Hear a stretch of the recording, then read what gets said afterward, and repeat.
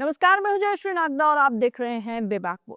दोस्तों, आज जो खबर सामने आई है वो सिर्फ राजनीति नहीं है, ये लोकतंत्र की रीढ़ हिलाने वाली सनसनी है। अब तक जो आरोप सिर्फ मंचों पर, प्रेस कॉन्फ्रेंस में या सोशल मीडिया पोस्ट में लगते थे, वो अब सीसीटीवी कैमरे की आंखों से सच बनकर बाहर आ गए हैं। और सबसे बड़ा धमाका ये है कि ये सबूत लेकर आई है राहुल गांधी की पुलिस, यानी कर्नाटक की कांग्रेस सरकार की एसआईटी। अब तक जब राहुल गांधी का विपक्ष वोट चोरी की बात करते थे, तो बीजेपी जवाब देती थी ये सिर्फ राजनीतिक बयानबाजी है। लेकिन अब पहली बार देश में वोट चोरी का सीसीटीवी फुटेज मिल गया है। सीधा मतलब लोकतंत्र की चोरी अब एक आरोप नहीं बल्कि क्राइम सीन बन गई है। यह खबर किसी यूट्यूबर की नहीं, किसी पार्टी के प्रवक्ता ने नहीं, बल्कि इंडियन एक्सप्रेस जैसी बड़ी और विश्वसनीय अखबार ने छापी है। और उसमें लिखा है कि बीजेपी के पूर्व विधायक के घर से सीसीटीवी फुटेज और डीवीआर बरामद हुई है, जिसमें वोटर लिस्ट जलाते हुए लोग दिख रहे हैं। तो कैसे हुआ खुलासा?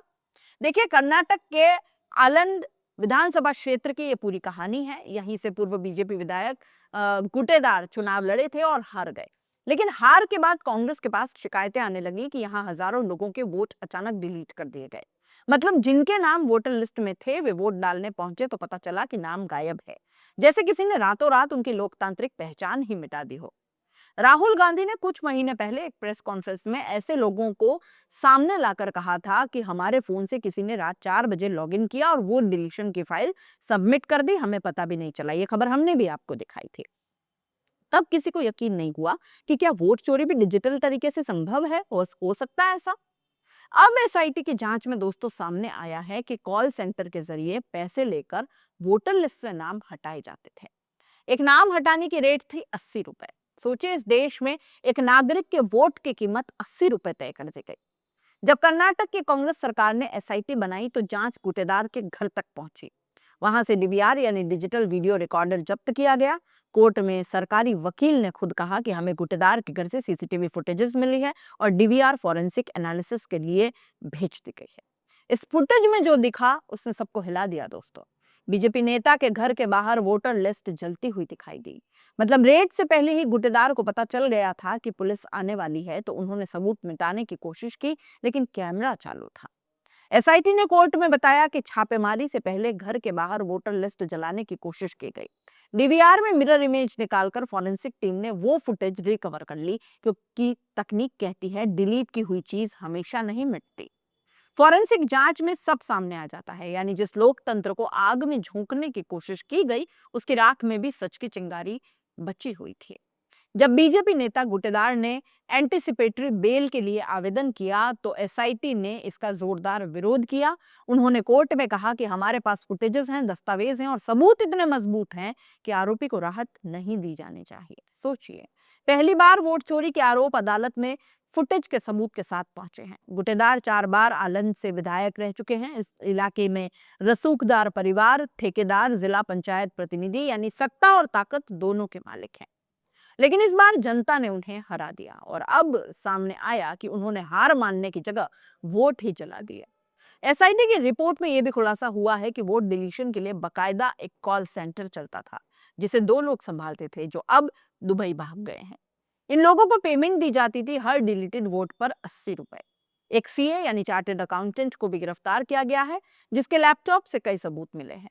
वहीं सीए अब इस पूरे रैकेट की कड़ी माना जा रहा है। सबसे बड़ा सवाल, अगर एसआईटी इतनी गहराई से जांच कर सकती है तो चुनाव आयोग ने अब तक क्या किया? याद कीजिए, चुनाव आयोग ने सबसे पहले इस केस में एफआईआर दर्ज की थी, लेकिन उसके बाद जांच ठंडी पड़ गई, जबकि उसी की जिम्मेदारी थी कि लोकतंत्र की चोरी को रोका जाए। अब कांग्रेस की सरकार और पुलिस ने जो सबूत जुटाए हैं वो चुनाव आयोग की नींद उड़ा देने के लिए काफी है। कर्नाटक से शुरू हुई ये वोट चोरी की गूंज अब महाराष्ट्र, बिहार, हरियाणा और दिल्ली तक पहुंच गई है। बिहार में राहुल गांधी ने खुलेआम कहा कि वोट चोरी फिर होगी, सतर्क रहिए। आदित्य ठाकरे ने मुंबई में प्रेस कॉन्फ्रेंस कर आरोप लगाया कि संगठित तरीके से वोटर लिस्ट बदली जा रही है।